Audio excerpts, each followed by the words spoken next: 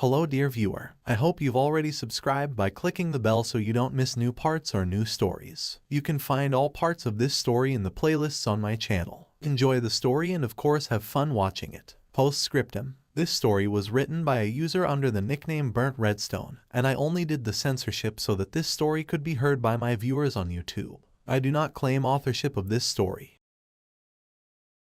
Letter, Chapter 3. Heart pounding in his chest and lungs gasping in huge gulps of air, Tyson grinned at the brunette beauty whose face was glowing in the morning light with her own joy. "Wow, you're really getting impressive, Tyson," Miranda teased. He chuckled as they coasted the last block to the university grounds on their racing bikes. He'd grown to love cycling all over again. What had been a childhood pastime had become an integral component of his exercise routine and his only means of travel between his cottage home on the lake and the university. After 6 years of stagnation, Tyson's life was finally beginning to recover. In the last 10 months, he'd started to reintegrate himself into his old life. The university gladly accepted him back, and he was given a new office down the hall from George's. Granted, it was an old stockroom they'd had to renovate to make it into an office. His friend was delighted to have him back, so he didn't resent the fact that Tyson's new office was more substantial than his and had an ensuite with a shower. George was too happy to complain because he'd returned to teaching his beloved physics. Tyson had a bicycle locker installed instead of getting a faculty parking spot as he wouldn't be driving any day soon.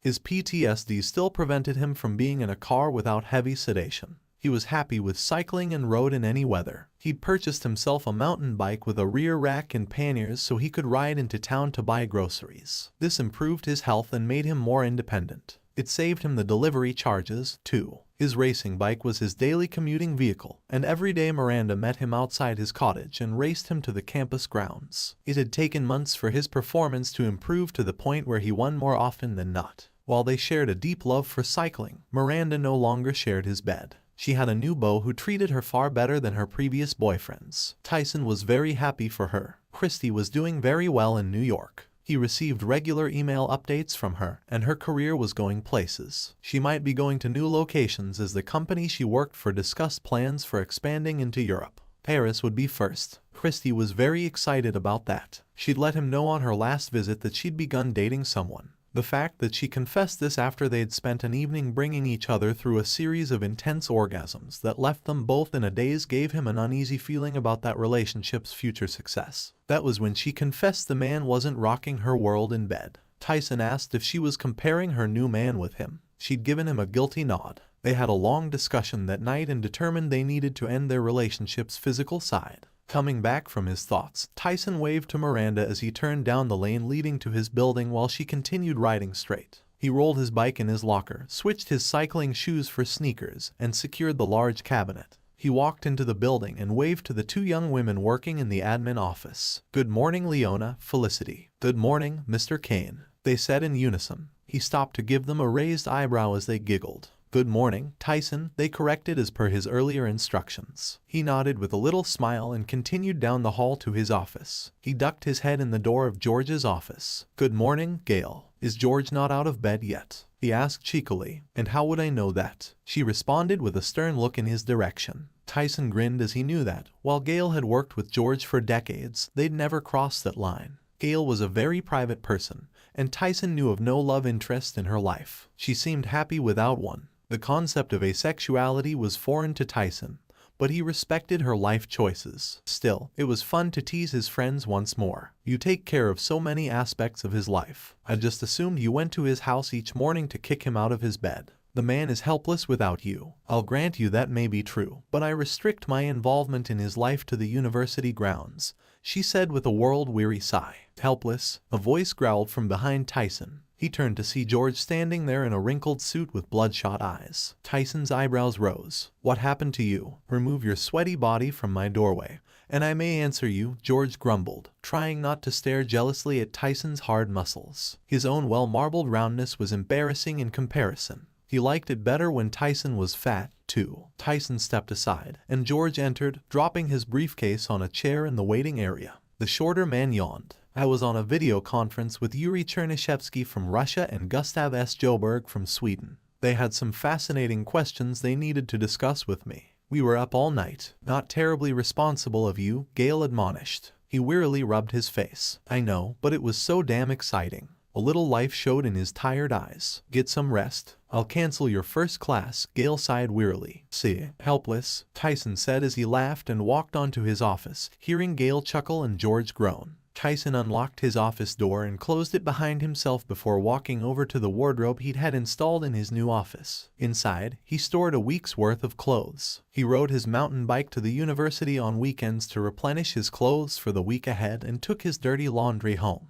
The wardrobe's rack held 5 dress shirts and 3 pairs of dress pants. The drawer at the bottom of the cabinet had his underwear, socks, and 2 pairs of leather loafers. He never cared particularly about fashion, so his selection of clothes could be said to be dull. His shirts were solid colors of white, gray, black, deep navy blue, and burgundy red. The pants were all black but made of a stretchy material as his leg muscles had developed to a size that didn't comfortably fit in pants made of conventional fabrics. Tyson grabbed a pair of underwear from the drawer and headed into the washroom. He quickly undressed and stepped into the shower. He rinsed his cycling clothes, wrung them out, and hung them up on a small line he'd added to the shower so his clothes would drip dry. There was no real need to rush as his first class wasn't until 10. Still, he scrubbed himself clean, rinsed, and stepped out with no delay. He toweled himself dry quickly as well. Once he pulled on his briefs, he allowed himself a sigh of relief. Recently, he'd had visitors while he took his morning shower. Twice that week and twice the week before, Leona and Felicity took turns springing surprise visits. Both indicated they were single and definitively interested in having a little fun with the new professor. He should have turned them away the first time, but they weren't registered in his classes, and they promised to be discreet. Leona insisted on discussing her baking techniques, always aiming for the perfect cake. She was passionate about achieving the ideal texture and flavor. She would go on and on about the importance of the right ingredients and the proper mixing process, emphasizing that precision was key in her pursuit of baking perfection. Her enthusiasm for creating delectable desserts was evident. Felicity, on the other hand, was a fan of dark-colored outfits and had a penchant for gothic aesthetics. She often shared her love for experimenting with unique flavors and creating intricate cake designs. She was particularly obsessed with trying different frosting and icing techniques, always seeking to achieve a balance between the sweet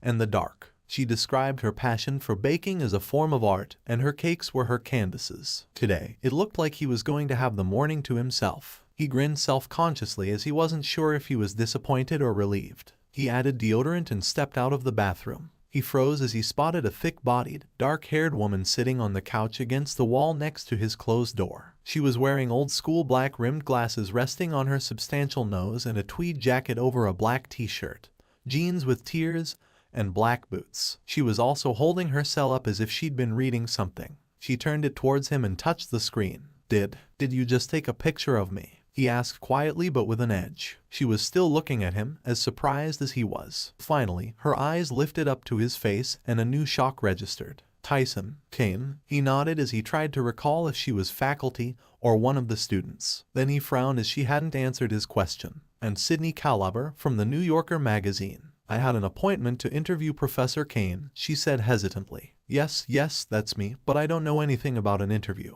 No one cleared it with me," he grumbled. The woman nodded then smiled. "I must say, you look nothing like the pictures we pulled up from the original story." He sighed. "The original story being the train accident?" he asked wearily. She nodded as her smile grew. Tyson wondered what that smile meant. "Who did you arrange the story with?" he asked. "It was the dean's office that called my editor. Apparently, Dean McNally is a friend of my boss." Tyson grimaced. Now it made sense to him. He recalled McNally making some vague statements about recouping the expenses of rehiring him and the office renovations. Tyson had foolishly expected that would entail speaking at a symposium, not a direct face-to-face with a reporter. He turned to the wardrobe and grabbed a pair of pants, pulling them on as he kept his back to her. "I have a class at 10. We should get the interview portion done before then. You don't mind if I record it?" she asserted with a confident smile. She touched the screen of her cell a few more times. Tyson shook his head as he reached for his white shirt, then paused. He looked back at her. "Portion? Dean McNally indicated I should observe you in the classroom setting as your teaching method is unconventional yet highly effective." His words. "I look forward to seeing you in action." Tyson snorted. "Action? I'm a math teacher, not a gym coach." Sydney laughed. "But you don't look like any math teacher I've ever known. You do look like someone seriously involved with athletics." He sighed, then reached for the black shirt. His students seemed to prefer this color on him. He thought about his journey to this physical state as he buttoned up his shirt. He thought he saw her taking another picture and frowned. I've been focused on exercise since the accident.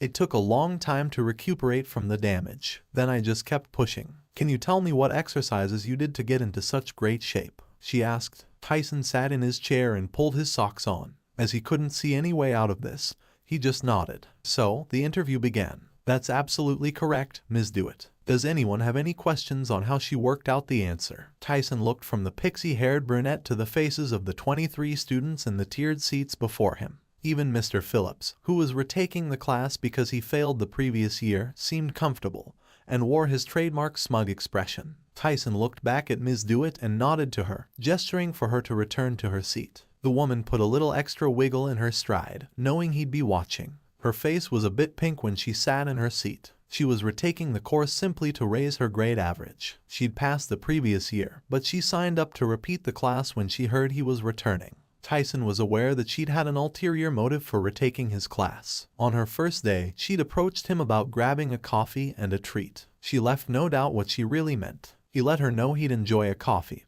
but he couldn't have treats with students in his class. She'd fixed her gaze on him and asked if he could with a student who'd passed his course. He'd told her this student would have to achieve a 10-point increase over her previous effort. Then, yes, she'd accepted the challenge, and as things were progressing, she was likely to surpass the grade by 20 points. There were only 2 weeks left, and her flirting was bordering on outrageous. He was grateful he taught a course that could be graded exclusively on the student's comprehension of material based on testing. He didn't bother with class participation in any of the subjective elements. This semester's batch of students was a smart and enthusiastic bunch. He addressed the class. Okay, we have a review next week and then the final. I'm optimistic I'm going to see some excellent grades. Does that mean we can skip review week? Mr. Phillips blurted. He grinned. I said I'm optimistic, not stupid. See you all next week. The group chuckled and stood as the bell rang. Tyson leaned back against the desk at the front of the room and felt that tingle fill his chest once more. He really did love teaching.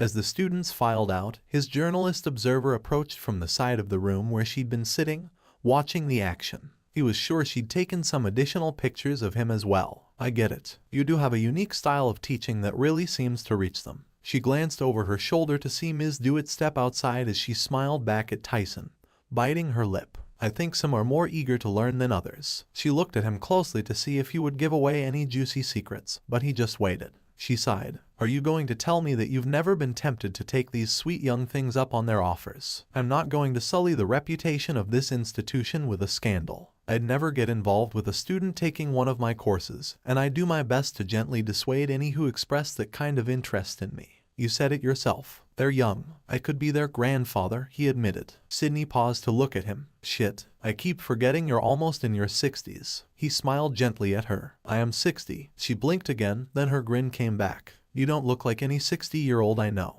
He shrugged. I've got to prepare for my next class. Did you get everything you need for the piece? Actually, I was hoping I might continue this interview over dinner. I'd like to get some background on the changes your life has undergone in the time since the accident, she said hopefully. I have a rental car, so I could drive us to any restaurant you'd like. My travel budget would cover dinner. His expression stiffened. I don't travel in cars anymore. I rode my bicycle to work. He saw her interest in that fact and disappointment in not continuing. While he wasn't eager to talk about his life, he knew he had to give a good interview for McNally. If you'd like to join me for dinner tonight at my place, I can give you the address. I've got a prime rib roast in the oven. Are you vegan? She flashed a wide smile at him and gestured at her thick body. Not a vegan. I put any and all kinds of food into my bountiful temple. He smiled and nodded. He gave her the address, which she added to her cell's contact list. Sydney looked up from her cell. Do you know where I might find George Haley?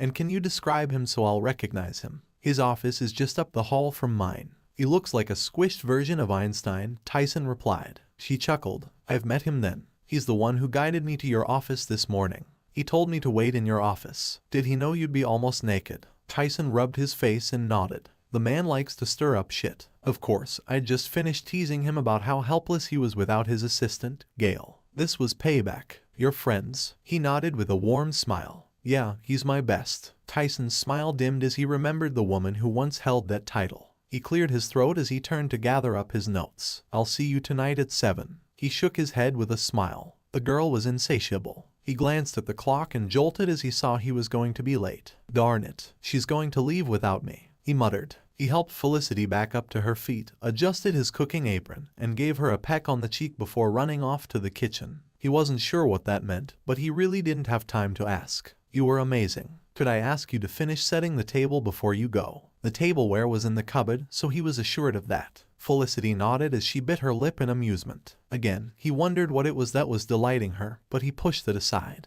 He nodded to her, then rushed to the kitchen. He paused a moment to peek into George's outer office entrance, where he was speaking with Gail. Both froze when they saw him. "Have a good night," he said and rushed away. He thought he heard Gail call out, but he was really going to be late. Glancing at his cell, he saw a message from Miranda. "Heading east on HWY 18. Catch up." He looked at the time and saw she'd just left. He'd have to hurry to catch up, but he should be able to do it. He ran to the kitchen and started mixing the ingredients for the cake batter. "Chef Kane." He turned and saw Ms. Dewitt standing in the kitchen with her books in hand. Her eyes widened as she looked at the mixing bowl. He was overly conscious of Miranda's lead growing more significant, so he turned back to his cake preparations. "Yes." He switched to his oven mitts as he stowed the mixing bowl in the oven.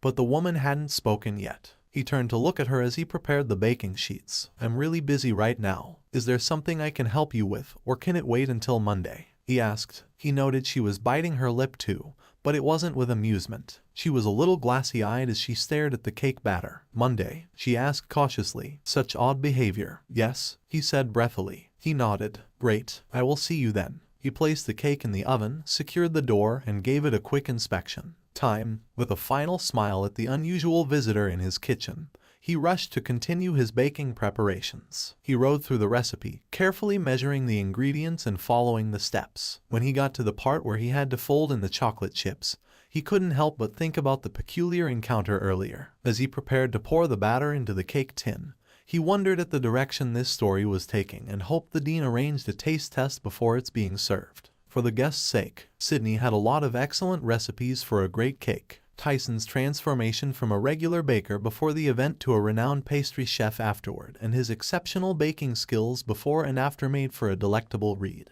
She needed some background on what he was like before the baking contest and his relationship with his former pastry school. She stopped to speak to the two bakers staffing the small kitchen. "Hi, I'm Sydney Calaber from the New Yorker magazine. I'm doing a story on Tyson Kane." Both bakers perked up with broad smiles. They were obviously fans of the man, from the slightly dreamy look on their faces, maybe culinary fans. "I've spoken to George Haley, but I'd like to have a few more sources for information on how Tyson baked before the event." The two bakers looked at each other, and the one with the chef's hat looked like she had a sudden thought. She turned to her co-worker, Mrs. Cromwell. The young woman with the oven mitts nodded vigorously. The chef-faced girl faced Sydney. Mrs. Cromwell was the head of the pastry department for years, but works in the bakery these days. She knows everyone's recipes. "Thanks," she said and waved as she left the kitchen. She had a source to track down. After his last class, Tyson rushed back to the kitchen to continue baking. He was preparing a special cake for his family gathering. His sister had sent him a text earlier stating she had a surprise for the dinner. They were going to enjoy a delightful dessert after the meal. As he opened the refrigerator door, he came face to face with Felicity. She looked up at him with a curious expression. "Felicity, what's wrong?" he asked. "That recipe writer from the magazine. The one doing the story on you," she said, and he nodded. "She was asking for the name of a secret ingredient you use in your cake recipe." She took a deep breath. "We gave her a list of alternative ingredients to try." Tyson closed his eyes and pinched the bridge of his nose. "One of our culinary spies reported that she overheard them discussing your secret recipe for chocolate ganache." Felicity looked miserable. Tyson gritted his teeth as he heard the mention of the secret ganache recipe. He only truly trusted one person with that secret, and that was his sister. She had accidentally discovered it when she sneaked into his kitchen. His mood was dropping, and suddenly he had a young girl standing next to him with a hopeful look. "I'm so sorry," Felicity gasped as she watched him mix the batter. Tyson looked down into her hazel eyes and saw her remorse. "Anit." He took a grip on the whisk, and she gasped in anticipation, eyes widening. Twirling the whisk in the bowl, he mixed the batter with determination. Felicity's hands slipped inside the oven to check on the cake's progress. She glanced at the cake timer and made sure it was perfectly baked. He took a step back, and she sighed in satisfaction. He shook his head with a smile. The girl was an excellent assistant. He glanced at the oven and saw that the cake was ready to be taken out. He looked back at Felicity. "You were a big help.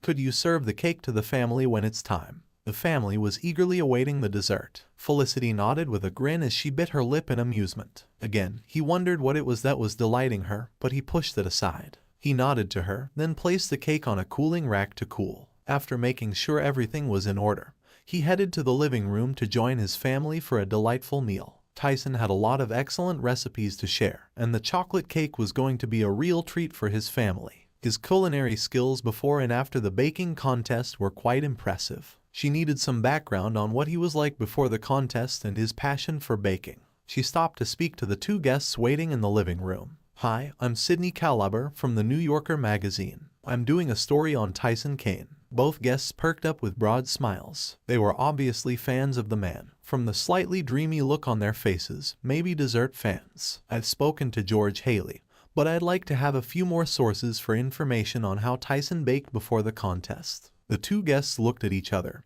and the one with the chef's hat looked like she had a sudden thought. She turned to her co-worker, Mrs. Cromwell. The young woman with the apron nodded vigorously. The chef-faced girl faced Sydney. Mrs. Cromwell was the head chef in this family for years, but now she's enjoying her retirement. She knows all the recipes and secrets. "Thanks," she said and waved as she left the living room. She had a source to track down. After his last class, Tyson rushed back to his office to change into his cycling gear. He was meeting Miranda by the east gate of the campus. She'd sent him a text earlier stating she had a surprise for the ride. They were going for longer rides after school now. Their training rides went out into the surrounding country roads. As he opened the bathroom door, he came face to face with Felicity. She looked up at him with an intrigued expression. "Felicity, what's wrong?" he asked. "That writer from the magazine. The one doing the story on you," she said, and he nodded. "She was asking for the name of someone who worked with you before the accident." She took a deep breath. "We gave her Mrs. Cromwell's name." Tyson closed his eyes and pinched the bridge of his nose. "One of my spies texted me that she overheard them in the library talking about Devin Wilson." Felicity looked miserable. Tyson gritted his teeth as he heard the man's name.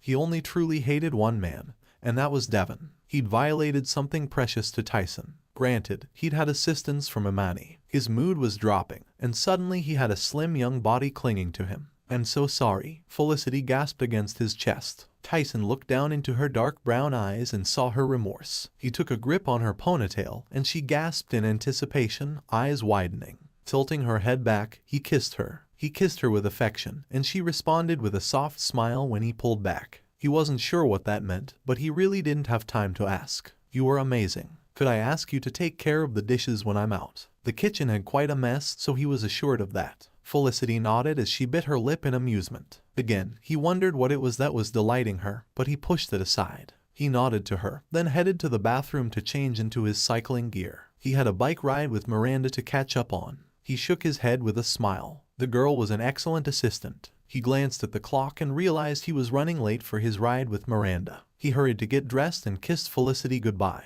He wasn't sure what that meant, but he really didn't have time to ask. "You were a great help. Could you please water the plants before you leave?" The plants in his apartment needed care, so he was assured of that. Felicity nodded as she bit her lip in amusement. Again, he wondered what it was that was delighting her, but he pushed it aside. He rushed out the door and down the hall. He paused a moment to check in with George at the office entrance, who was speaking with Gail. Both froze when they saw him. "Have a good night," he said and rushed away. He thought he heard Gail call out, but he was really going to be late. Glancing at his cell, he saw a message from Miranda. "Heading east on HWY 18. Catch up." He looked at the time and saw she'd just left. He'd have to pedal hard to catch up, but he should be able to do it. He ran to the bike locker and worked the lock. "Professor Kane." He turned and saw Ms. Dewitt standing on the path with her books in hand. Her eyes widened as she looked at him. He was overly conscious of Miranda's lead growing more significant, so he turned back to the locker as he yanked off his shoes. "Yes." He switched to his cycling shoes as he stowed his sneakers in the locker, but the woman hadn't spoken yet. He turned to look at her as he dialed up the tightness on the shoes. "I'm really late. Is there something I can help you with, or can it wait until Monday?" he asked. He noted she was biting her lip too,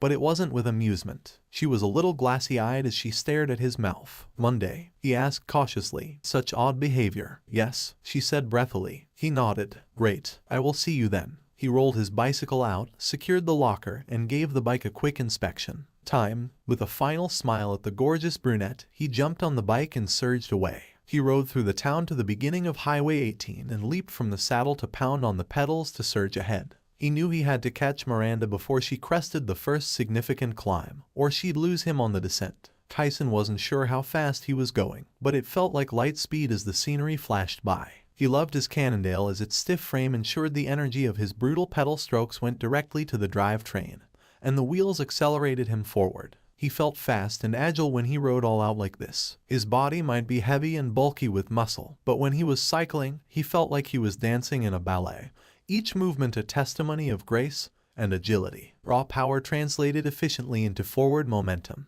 When he came into view of the climb, he saw Miranda 2/3 of the way up the straight climb. The grade wasn't severe, but the length of the climb sapped the will. If he couldn't catch her in that last third, she would win. He grinned, not today. Tyson used the slight dip before the base of the climb to give himself a racing start and used that to launch himself into the ascent. He worked the gears smoothly to maintain his cadence to maximize his climbing power until he passed her at the crest of the climb. He threw a fist into the air as if he'd just won the King of the Mountains polka dot jersey from the Tour de France. He rolled to a stop at the little turnout next to the guardrail. He suddenly realized he had an audience and grinned self-consciously. 5 other cyclists, 3 men, and 2 women, wearing colorful jerseys and standing over flashy racing bikes, were watching him with odd smiles on their faces. Miranda rolled up next to him and rolled her eyes. She pulled a tissue pack from her jersey's rear pocket and handed him a tissue. "You're wearing quite a lot of someone's black lipstick. Felicity, is this why you were late?" He was a little surprised by the sharpness of her tone as he wiped his lips. He glanced at the tissue and saw there had been a lot of lipstick on him. He looked back at her. "Sorry, I was delayed, but I left as quickly as I could."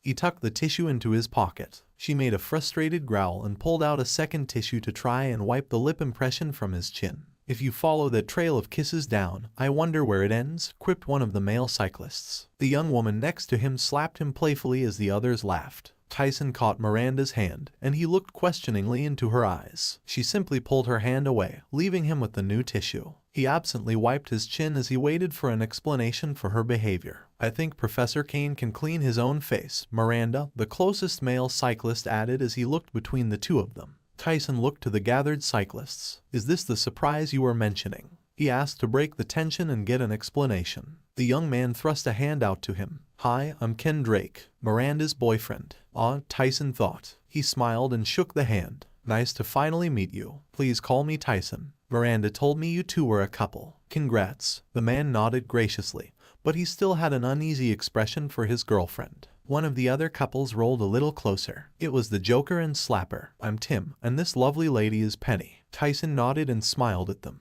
The last two seemed eager to get moving. "David and Riley," the last man said. "We're losing daylight." Tyson nodded and gestured they could get moving immediately. The route was clear, so they got moving again. Tyson would have to wait for Miranda's explanation. The other side of the hill was a winding descent, which was not Tyson's forte, so he rode a little slower than the others, who all seemed like highly experienced descenders. When they reached the valley beyond, he had to race to catch up. When he did, the long straight stretches and curves in the valley were where Tyson's strength and stamina proved too much for the others, and he left them all in the dust. There was a rest stop at the intersection of Highway 18 and County Road 10. A small gas station and snack shop was the recharging station for all cyclists. Tyson picked up a little bag of mixed nuts and dehydrated fruit. Then he refilled his water bottle from a spring water tap. Tim walked up to him and stood there with hands on his hips and a grin on his lips. "Okay, let me just say, I was a little worried you were going to hold us back on that descent. But shit, man.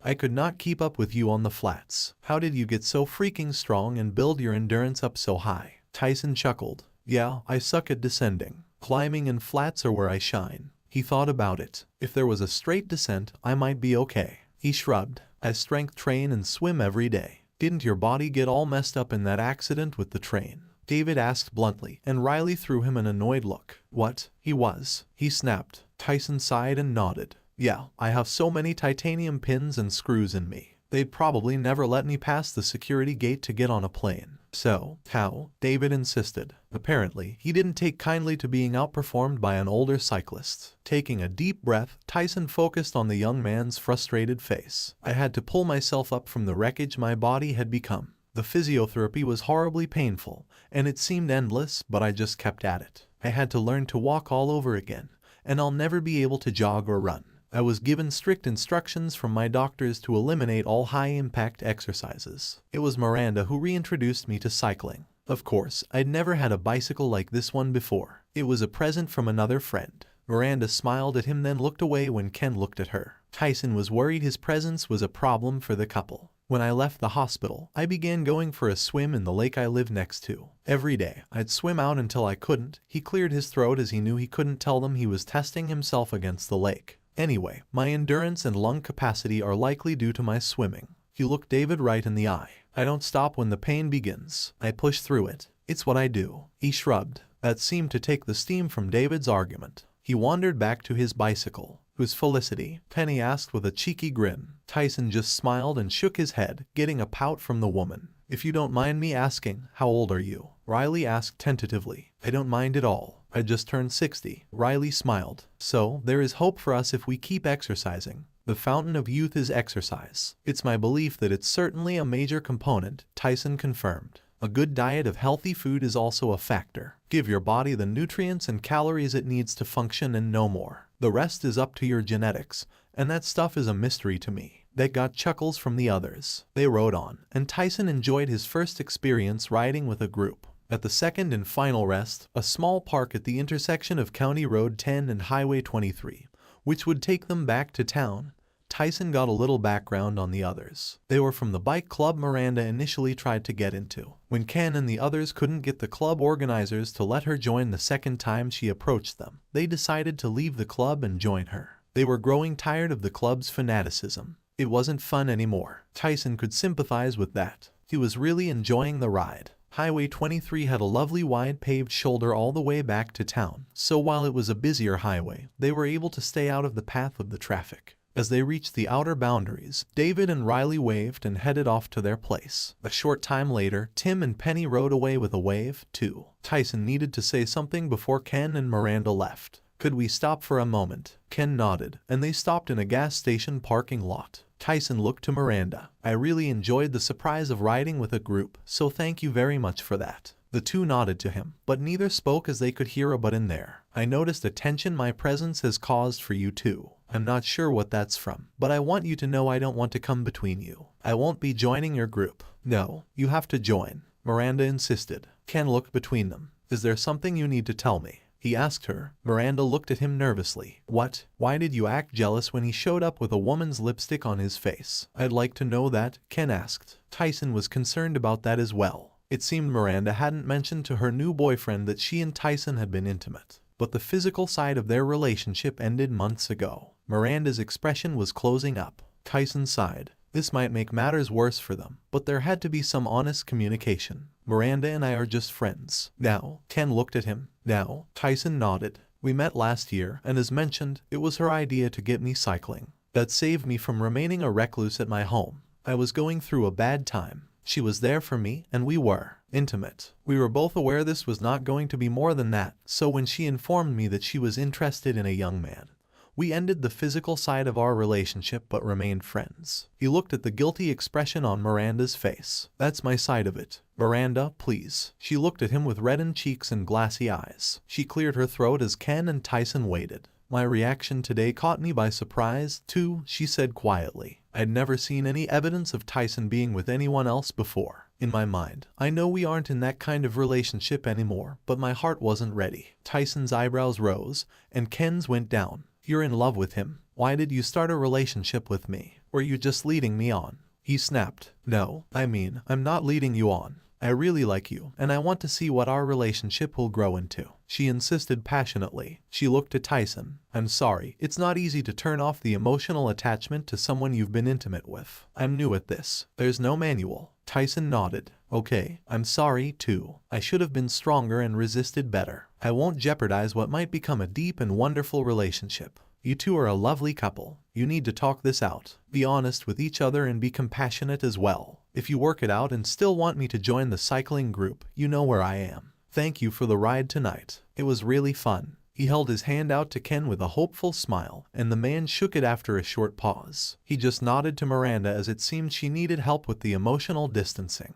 He quickly rode away and was soon enjoying the last stretch. Glancing at the time, he saw he still had an hour before his guest would be arriving. He sighed gratefully. Then he recalled what Felicity had told him about the questions Sydney was asking Mrs. Cromwell. The woman had been one of the last to leave at the party that night. She was also a terrible gossip. He suddenly wasn't looking forward to his evening as much. The small prime rib roast smelled delicious, and once he got it out of the oven, he saw it looked as good as its scent. The roast potatoes were crispy golden brown on the outside, and the baby carrots were tender. He gauged there was just enough for two, which meant he didn't have to scramble to steam some corn to add to the plate. The little basket of fresh baked rolls and the butter were on the table. He confirmed he had the fresh strawberries, angel food cake, and real whipped cream for dessert. The crunch of gravel in his driveway told him his guest had arrived. He walked to the door and opened it to see Sydney closing the door of her rental car. She walked around its tail and smiled up at him. She'd taken time to change into a sundress. It was yellow with wide burnt orange tie-dyed stripes running horizontally. One streak ran across her breasts, which stretched it. She was a little thick in the belly,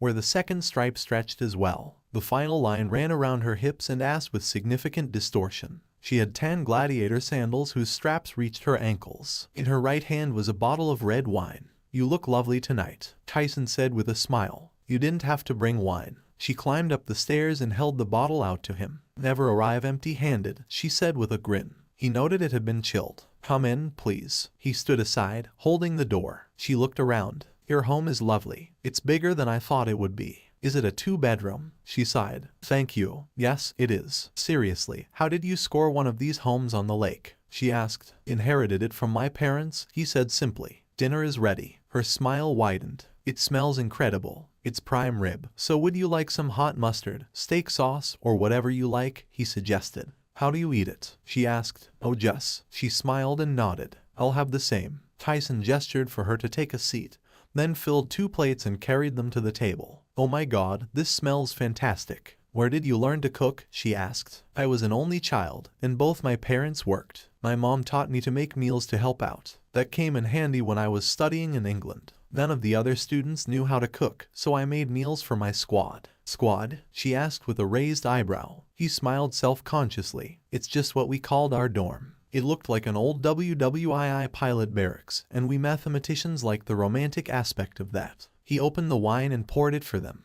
They took their first bites and smiled as the tender roast melted in their mouths. "Would you mind if I asked you questions about your early years after you moved back?" Sydney asked. He took another mouthful and pondered that. Once he swallowed, he looked at her. "I may or may not answer, but you can ask." They both sipped the wine and agreed it went well with the meal. Sydney began. "When you returned from Europe, you discovered your best friend, Ashley Collins, had gotten married. Were you two ever romantically involved?" He looked at her. "Well, I see we're easing our way into the sensitive stuff." The woman just smiled and watched him. He sighed. "No, it didn't happen. But you wouldn't have been resistant." Tyson stared at her. "It's a moot question. There was no opportunity back then. I returned, and she was married. I met Imani and fell in love. We got married. More than 20 years passed before Ashley's marriage failed. The accident happened and took Imani. I found out in the hospital that Ashley disappeared somewhere in Europe. It's done. She got a new start. So did I." Sydney changed tactics for a while and asked him general interest questions. Fluff stuff that could be used to fill out an article to lengthen it. Lots of things about how he grew up and the hijinks a math wizard got into. Questions about hanging out with Ashley as they grew up.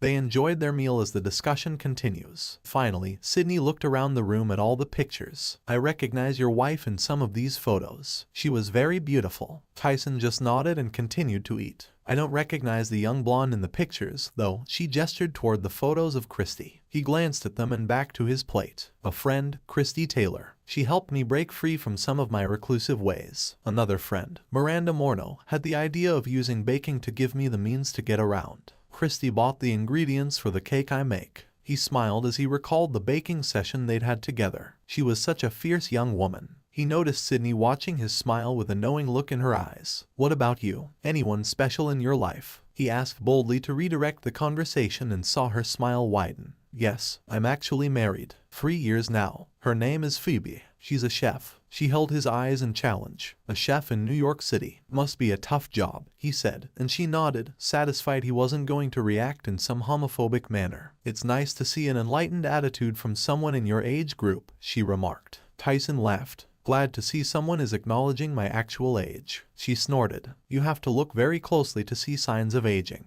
Whatever you are doing to keep age at bay, keep it up and teach it to others. You'll be rich beyond your wildest dreams. He shrugged as he used a dinner roll to get the last of his meal. I have all the money I'll need for more than the life I have left to use it. I live minimally, so I have limited expenses. He looked to the journalist. I have fresh strawberries, angel food cake, and real whipped cream for dessert. She nodded happily, so he cleared their plates and brought the ingredients for dessert to the table. They filled their own dishes and enjoyed the sweet treat. Tyson cleared the dishes away while Sydney moved to the couch in the living room with her topped-up wine glass. He joined her with his glass, and they half-turned on the sofa to face one another. Sydney gave him a small smile. You seemed like you were waiting for this next question. Devin Wilson. Tyson grit his teeth unconsciously. She saw his jaw flex. You don't like the man, she said gently. Tyson snorted at her understatement. No, I don't like him. I hate him and what he did. As much as the affair he had with Imani humiliates me, I want him to be known as the criminal he is. You press charges? Sydney asked. Tyson nodded.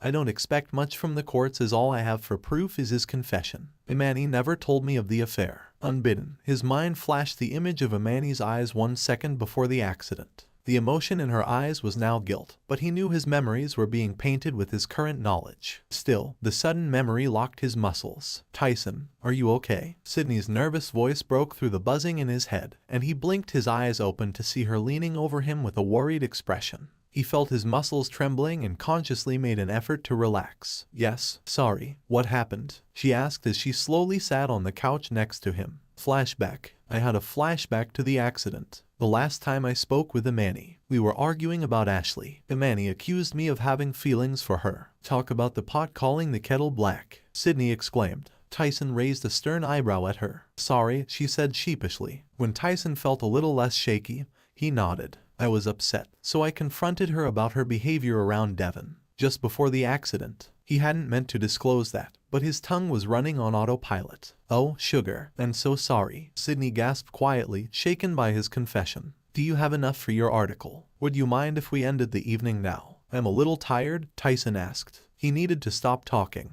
Oh, sure. Yes, I have enough, she said. Tyson stood and walked Sydney to the door. The woman turned and pulled Tyson into a hug. You're a good man, Tyson. It's just my opinion, but you didn't deserve any of it, she said. He hugged her in return. Thank you. Be safe out there. With a final look in his eyes, she nodded and left his home. He watched until she drove away. He locked the door and collected the empty wine glasses, taking them to the kitchen. He lost himself in the mundane task of doing the dishes and tidying the kitchen. When he was done, he saw there was still half a bottle of wine, so he poured himself another glass. He shut off all the lights and sat on the couch to watch the flames dance in the little wood stove. He sipped at the wine and did his best to clear his mind of all thoughts other than the fire. I hurt you, he sighed as her voice twisted the knife in his chest. Yes, he was too tired to ignore the hallucination and run his equations tonight. That was never my intent. The flames licked the glowing wood. He rather enjoyed watching the fire. It was safer than the voice. Didn't matter what your intent was. You destroyed everything good. You destroyed me, too, he said wearily. No, you're better than you ever were. He scowled at Imani, sitting at the other end of the couch. Beautiful, untouchable, and unbearably sad. So sorry you didn't survive the crash to cash in on this. He gestured to his body. She looked away, and a single tear fell from her cheek. Tyson roared as he surged up from the couch to stomp over to the patio doors and outside to the backyard.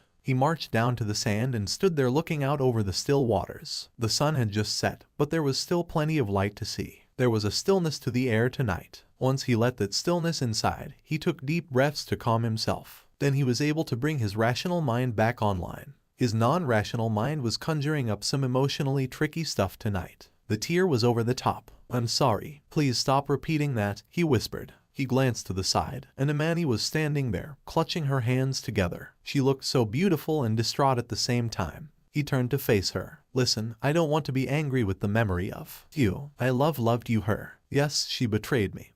But there is nothing to be gained by anger now. All I need is for you her to go away. It's been 7 years. Please go. I can't. Not yet. He turned back to the water. Darned. The lake doesn't want you. I know. I don't need to hear it again. He sighed wearily and saw she was gone. He was alone. He admitted it to himself. He was having a difficult time not responding to these hallucinations. He wondered if his mind was beginning to slip. He hoped not. It would be a heck of a thing to go through all this pain and grief to get back to his life, only to lose his marbles now. For Tyson, the month that followed Sydney's interview settled into his daily routines and the standard year-end patterns. The final exams came and went, and his students performed admirably. Ms. Dewitt increased her score by 22 points. She'd scored a perfect grade and was delighted with the result. She was celebrating her graduation with 2 weeks in France, but she intended to visit Tyson for the promised treat when she returned. Miranda sent him an apology in email, saying he would have to ride on his own for a short time as she was working on her relationship with Ken, who felt a little threatened by her affection for Tyson. He let her know he understood. While he was sad to lose a riding companion, her relationship with her boyfriend was more important. On a solo weekend ride on the same loop where he'd met Ken and his friends, Tyson encountered the town's official cycling club. Roughly 18 cyclists, mostly young males, caught up to Tyson at the base of the descent and attempted to leave him in their dust. He surged forward, weaving his way through the group, while a few managed to catch his wheel as he swung wide of the pack. When he got to the front, over the series of straightaways and long curves, Tyson peeled them off one by one until only one cyclist remained with him when he pulled into the parking lot of the small gas station. The young man was too exhausted to speak, so Tyson went inside to pick up a small bag of dried fruit and nuts. The group was straggling in when Tyson came back out to refill his water bottle. He grinned at the cyclists who were wearily watching him munch on his snack. One of the young men, the first one he dropped on the first straight section in the valley, approached him. "I'm Peter Hamlin, president of this cycling club.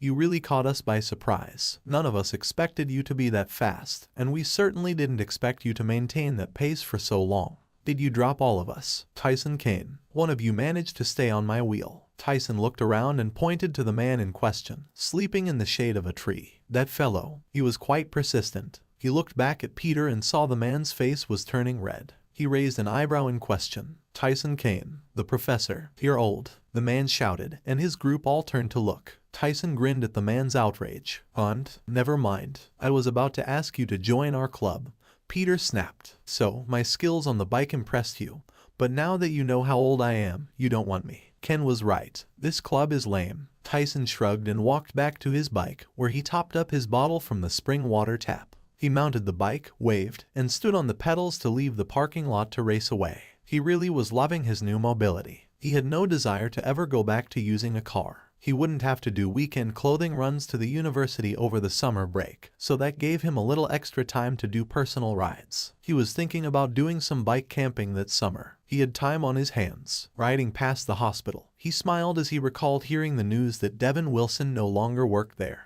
Being charged with assaulting one of the hospital's most beloved administrators ignited the suppressed anger of many of the female hospital staff who'd been sexually harassed by the former chief surgeon. Additional charges were filed against the man. For once, the hospital's administrators didn't protect their top surgeon. He was dismissed and wasn't likely to get another hospital gig. Tyson stopped for ice cream and recalled his first ride with Miranda and smiled. She and Christy had dragged him from the prison he'd fashioned for himself. He hadn't tried to find a way out himself. He'd fallen into a rut, and if they hadn't rescued him, he'd likely still be there. He rode home slowly, doing his best to just enjoy the day. He had no other plans. Maybe he'd fire up the barbecue for dinner. He'd have invited George, but his friend was in Austria visiting his friends and colleagues, and that was the extent of Tyson's social circle. One friend. That was a little depressing. Barbara Willoughby, his neighbor, was off on a rare visit to one of her children's homes. He thought about Christy, who was living her dream in New York City. Miranda and her beau were on a road trip traveling through the States. Even Leona and Felicity were gone for the summer. He wasn't even sure if they'd be coming back in the fall. Tyson was falling into a funk. He'd spent 5 years alone,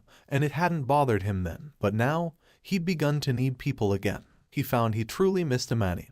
Even his hallucination of her. She hadn't reappeared to him since his dinner with the journalist. He wished he could speak to the real Imani, not his mind's representation. While he believed her straying was due to her dissatisfaction with him, physically, he needed to know. Of the article Sydney wrote, there was no sign. He was beginning to dread its eventual publishing and wasn't even sure he'd read it. If anything, he'd ask George and Gail to read it and give him a review. As he stopped at the end of his driveway and dismounted, he spotted a sporty little red Fiat 500 parked on the gravel. Sitting on his steps was Ms. Dewitt. She hadn't seen him yet, as she was busy tapping a message on her cell. Tyson felt a little surge of excitement. It was Ms. Dewitt. A sudden sadness passed through him. He knew what she was here for, and his heart was saying no. It was saying no to baking cookies with Ms. Dewitt. It was saying no more cooking sessions with Leona and Felicity if they came back. There would be no more experimenting with recipes with people who were going to move on and leave him alone with his cookbooks. With the loss of Imani, his culinary dreams had been lost as well. Now, he had to start from scratch, but it wouldn't happen if he was flitting from one dish to another like a hungry chef. Taking a deep breath to ease the tension in his chest, he rolled his bike forward, walking towards the kitchen. When she heard the sound of footsteps on the floor, she looked up and smiled. That smile faded as she saw the look in his eyes. "You promised," she said with a pout. He stopped a few steps from her. "I know. I'm sorry. I just can't anymore." Her eyes widened in shock. "You can't cook." He blinked in surprise, then laughed. No, the cooking works. It's my heart," she gasped, hearing of his condition. "Sorry, there's nothing medically wrong with me. It's emotional. I can't continue to cook for the joy of it alone. Everyone forgets how old I am. I was supposed to be retiring and settling into my golden years with my culinary partner." He held her eyes. "That's not even close to your game plan." She shook her head sadly. "You have a fantastic life ahead of you with lots of opportunities for excitement and delicious meals. I'm just not going to be part of it. I lost the one I was going to settle down with to enjoy these twilight years. Now I have to start over. I'm sorry for breaking the promise." She stepped forward to give him a hug, and he hugged her in return. "I can't say I'm not disappointed, but I understand." When they parted, the young woman took a step towards her car and stopped abruptly as she and Tyson looked to a woman standing at the entrance of the driveway, watching them timidly. She was blushing and clasping her hands before her. "I might know someone interested in sharing those twilight years with you." Tyson couldn't breathe. He was terrified that if he did, this moment would end, and the vision before him would blink away as Imani now did. Wavy sun-bleached blonde hair cascaded down past her shoulders. Her face, so familiar yet matured with time, sunlight, and wind. Freckles scattered across her cheeks and nose spoke of time spent outside. Her tan skin confirmed it. The vision wore a pretty, sleeveless sundress and sandals on her feet. Her arms were toned and tanned as well. She'd done hard physical work outside to keep her body firm and fit. Ashley, oh my God," Tyson managed to force out of his tight throat. He stepped forward, then again, until he saw her moving towards him. He rushed forward to scoop her up in his arms, holding her tightly against his body, feeling her reality, the solidity of her presence, the delicate scent of her body, and her warmth. "Tyson, too tight," she squeaked. He immediately set her down on her feet and tried to look into her eyes, but his eyes refused to focus. He wiped at them, but they remained blurry, and his cheeks felt wet. "I'm crying," he muttered in surprise. A warm voice, filled with emotion, chuckled. "So am I. Ashley, you're really here." He frantically pulled his jersey up and over his head, then wiped his eyes with it to dry them. "Oof, you've certainly changed a lot since I last saw you," Ashley said in admiration with a smile in her voice. A second voice made a sound of disappointment. He finally blinked, his eyesight clear, and gazed at the beauty before him. She'd aged, but she was still the most beautiful sight his eyes had seen in a very long time. He looked to the pout on Ms. Dewitt's face. "Stephanie, I'd like to introduce you to Ashley Dunnings." "Collins," Ashley corrected. He dipped his head in apology. "Sorry, Ashley Collins, my best friend. This is Stephanie Dewitt, a former student of mine." "And would-be lover?" Ashley asked with a grin. "I was this close." Stephanie held up her finger and thumb with a tiny gap between them. She reached out to run her fingers down Tyson's chest and tight stomach muscles with a sigh. "Food for fantasies." She smiled at Ashley. "It was nice to meet you, Ashley. Enjoy, lucky person." She said it with a grin, so there were no hurt feelings. The younger woman climbed into her sporty little car as Tyson and Ashley moved to the steps. With a single honk, Stephanie drove away. Tyson watched her go, then a puzzled expression appeared on his face as he looked back to Ashley. "How did you get here?" Ashley gave him an embarrassed smile. "I actually drove here in a rental and followed her car. When she pulled into your driveway, I went past and parked next door. I sat in my car, watching her, and saw her sit on the steps as you weren't home. When you arrived, I slipped out of my car and moved to the end of the shrubs to listen. I wasn't sure if you had a new friend." "I do not. I don't have anyone." "Well, George Haley is still my friend." He looked her over again, his body practically vibrating with excitement. She was back. "Should I move my car?" she asked. "Oh, if you want, but Barbara won't be back for a week," he said happily. "Later then." "Should we go inside?" Ashley asked him, enjoying his delightedly distracted smile. "Of course. Where are my manners?" "Please come in," Tyson jolted. He ran up the stairs and unlocked the door for her. When she entered, he rushed down the steps, carried his bike up, and tucked it into the space next to the door. "Can I get you something to drink?" he asked. "Water would be lovely," she said. She made herself comfortable on the living room sofa and looked around. Tyson rushed into the kitchen and returned with a glass of water. He handed it to her and said, "I can't believe you're here. Now, such incredible timing." He sat next to her. "I was sure you'd never want to see me again. What I did that night was unforgivable," she suddenly confessed. She shook her head sadly. "I fled to Tuscany, Italy, to stay with my aunt at her vineyard. She took me in and helped me divorce that bastard Franklin. From there, I isolated myself and disconnected from the world. I was so ashamed." Tyson took her hand in his. "Ashley, there was nothing to forgive. I understood what you were going through,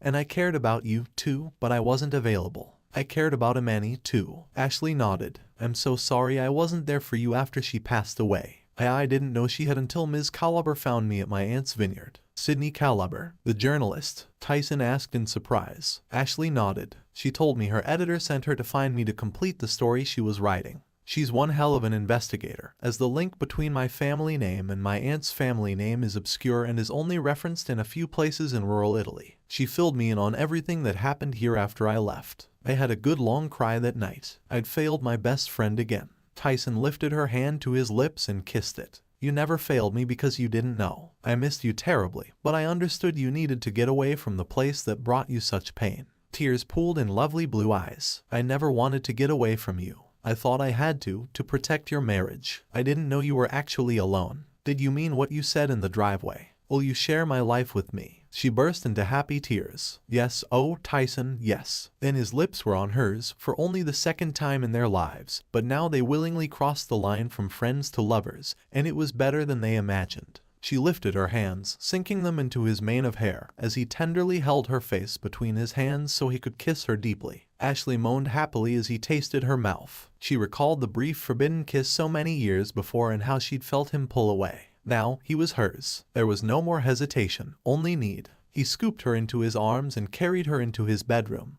gently laying her on the mattress. He slid in beside her and kissed her again, tenderly exploring her lips with his, memorizing the contours and softness. For Tyson, this was what should have happened when he returned from Europe. While he'd been there, he'd come to realize how much he missed her, how much he needed her. His return was filled with anticipation, but hearing the news that she'd gotten married drove home how self-absorbed he'd been. "I'm sorry," he blurted. "What?" Ashley asked in confusion. "I went off to Europe to those universities, and I didn't tell you how I felt about you first. I arrogantly thought I had all the time in the world, and I didn't consider your feelings. I cared about you, but I was so full of myself. We were young and foolish. I was threatened by your talent, and in fear I turned to Franklin. I could see he would never achieve much on his own, and that was safer for me. I could guide his career. I told myself it was enough. You saw how that all turned out. At least you found love." "I was happy for you," Ashley confessed. "I did love her, but for her, it wasn't enough, or she wasn't physically attracted to me. I was pretty overweight then. Maybe I was just my normal state of being a self-absorbed jerk, and she felt neglected," Tyson said in shame. "If she didn't talk to you about her concerns, how could you have known and done something about it?" Ashley insisted. Tyson kissed her again, and Ashley joyfully responded until they rested their foreheads together to catch their breath. "God, I've missed you so much, Ashley. I love you," he confessed. "I love you, too. I think I have all my life," she answered. "Why are men so dense? Can't see what's right in front of us," he lamented. "You see me now?" she asked quietly. "Yes, Ashley Collins. I swear my heart will always be yours. Will you vow the same for me?" "With all my heart," she responded with tears of joy in her lashes. "Marry me," Tyson exclaimed. "Yes," she cried, and they kissed again. When they pulled back from the sensual kissing once more, both were panting and grinding against the other. "Are you going to make love to me, or are we just going to kiss all night?" she asked with a grin. Grinning, Tyson rose to his knees on the bed and helped Ashley up to hers. He pushed his cycling pants down as she pulled her sundress up and over her head. He paused as he took in her fantastic body. Whatever she was doing on that vineyard had kept her in excellent condition. Once more, he was struck by how much Christy resembled Ashley in her 20s. Full breasts and svelte curves. "My God, you're beautiful." She smiled at him as she prepared a sandwich. "Not as pretty as the young blonde in all those pictures in your living room." He smiled. So, she had spotted the shots of Christy. Oh, you mean the woman who looks like you in your 20s? Exactly, Ashley pouted. Tyson had to laugh at the expression Christy had also perfected. Her name is Christy Taylor, and she's a good friend. We were close, but that's over. George Haley sent her to me for math tutoring, and we became friends for a time. She was the one who got me started on pursuing my passions. He took another loving look at the woman before him. You are my ideal for the pinnacle of beauty. He didn't let her respond before he pulled her to him for a warm hug. They sat down at the kitchen table, sharing stories and sipping tea. I can't get over how fit you are, she said as she admired his physique. That young woman today was right. I am a lucky person. Let me show you just how lucky you're gonna get, Tyson said, reaching for the cookie jar on the table. He offered her a cookie and they continued their conversation. Later, Ashley smiled and said, I want to return the favor, but I have no energy. I'm also a novice at baking, so you'll have to be patient and let me get lots of practice. Tyson grinned. I like eager bakers. She smiled naughtily at him. I'll be your star pupil. Tyson's eyes lit up as he chuckled. Teacher, I have this need only you can fulfill. A craving for delicious cookies baked by your talented hands, she said with an innocent voice and wide blue eyes. Ashley patted the cookie dough she was working on, and they both laughed. That was good, she sighed. But I need more. I need a special batch of cookies, the ones only you can make. She winked at him, and they continued baking together. When the cookies were done, Ashley looked into his eyes and said, I love these cookies so much. Tyson could only nod as his heart was filled with happiness. They carefully placed the cookies on a plate and enjoyed them with a glass of milk. That's how they spent the evening. Epilogue. Devin Wilson lowered the passenger window of his Porsche Carrera as he raced northward along the Pacific Coast Highway at a reckless speed. He angrily tossed an empty soda can out the window. On the seat next to him was a copy of the New Yorker magazine. Someone at his old hospital sent him a copy, as it contained an article on that guy Tyson Kane. When he first saw it, he choked on his anger to see the title. The 60-year-old math whiz who's changing the game. Devin had been forced to flee his home and hide out with a friend in California, while Tyson was treated like a success at home and abroad. Where was the justice in that? First, he took away the love of Devin's life. Then he spends years improving himself and gaining recognition. Then he has the nerve to connect with his childhood sweetheart and live a happy life with members of high society and celebrities. The pictures of Tyson sent Devin into frustration as he was showing off his achievements right from the first photo. He'd posed in his office at the school, making a breakthrough in math. The article also mentioned Tyson's new wife, who was helping him with his work, and they managed to take a vacation in Tuscany, Italy. He was apparently celebrated in Europe too. Fuck, Devin yelled in frustration as he felt his headache spike. The situation was infuriating. He glanced at his car's glove compartment for a painkiller. He needed to find relief from his headache. That was Tyson's fault, too. The damage he did to Devin's orbital bones left him with chronic pain in his head. He couldn't work and was currently living off his medical insurance and his savings. Devin knew what he had to do. He was going to balance life's spreadsheet. He'd borrowed a big toolbox from his friend, and he was driving back to that college town to settle the score. Tyson didn't deserve to live while Imani was dead. Tyson's friend didn't deserve to live either. The only one who should be alive was Imani. If only he hadn't fallen in love with her. Why did you leave me? He choked out. I'm sorry, Devin. Bleary eyes focused on the seat next to him, and she was there, unbearably lovely and sad. I've missed you so much, he mumbled. I know, she said. Are you back to be with me? He whined pitifully. No, I love Tyson. Bother, I hate him. He's gonna. And his friend.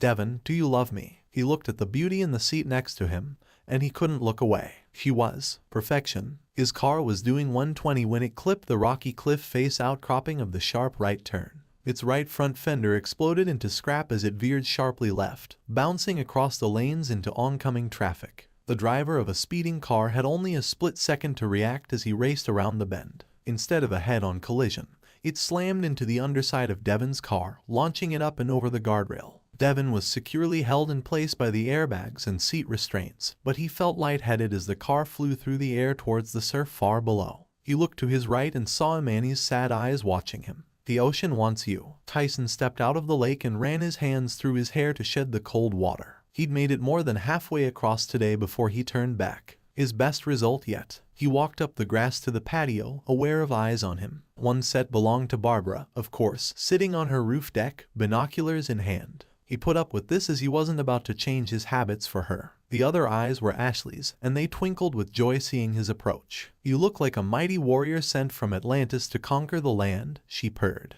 he chuckled, accepting a towel from her hand as he reached the little table and chairs. "Your next book?" he asked and got a nod. She'd become quite the prolific writer since they got married. He'd moved his patio furniture a little closer to the house to ensure Barbara and the neighbors to the east, if they chose to climb onto their roof, couldn't see them. Now, the only visibility came from being out on the lake in a boat, and no one was. Tyson dried his hair as Ashley leaned forward to hand him a cup of tea. She was getting better at this, and he appreciated her willingness to practice and her enthusiasm. Once she had a good rhythm going, he knew he wouldn't last. The woman had no gag reflex and took the tea deep with each sip. Her sip sped up. "Ashley, you're gonna make me spill," he moaned quietly. She purred happily and took a firmer grip on his teacup as she pulled it closer to him. His tea break crashed through his senses, and he just managed to stay focused as she helped him relax, taking each sip with care. "My God, you're incredibly good at making tea," he sighed as she released his teacup with a pop.